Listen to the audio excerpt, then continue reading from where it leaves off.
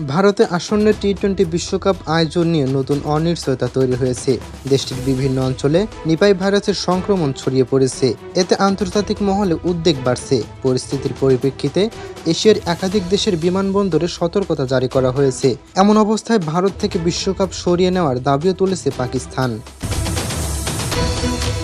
এবার টি-20 বিশ্বকাপ ঘিরে শঙ্কার কারণ রাজনৈতিক নয়, বরং জনস্বাস্থ্যজনিত সংকট। পশ্চিমবঙ্গ সহ ভারতের বিভিন্ন প্রদেশে নিপাহ ভাইরাসের ছড়িয়ে পড়ায় আয়োজক দেশটিতে আতঙ্ক বিরাজ করেছে। কলকাতা শহরের অদূরে একটি বেসামরিক হাসপাতাল থেকে নিপাহ ভাইরাসের সংক্রমণের সূত্রপাত হয়। এরই মধ্যে একজনের মৃত্যু হয়েছে। স্বাস্থ্য কর্তৃপক্ষ অন্তত 100 জনকে কোয়ারেন্টাইনে রেখেছে। পাশাপাশি ওই হাসপাতালের একজন নার্সের অবস্থাও আশঙ্কাজনক বলে জানা গেছে। All India institute of medical সায়েন্সের সভাপতি ডাক্তার নরেন্দ্র কুমার আশঙ্কা প্রকাশ করিয়ে জানিয়েছেন, 100 থেকে 200 জনের মধ্যে এই ভাইরাস ছড়িয়ে পড়তে পারে। নিপাহ ভাইরাসের কোনো কার্যকর ভ্যাকসিন না থাকায় পরিস্থিতি নিয়ন্ত্রণের বাইরে চলে যাওয়ার শঙ্কা তৈরি হয়েছে। বিশেষজ্ঞরা মনে করছেন, এতে কোভিড-19 মতো সংকটও তৈরি হতে পারে।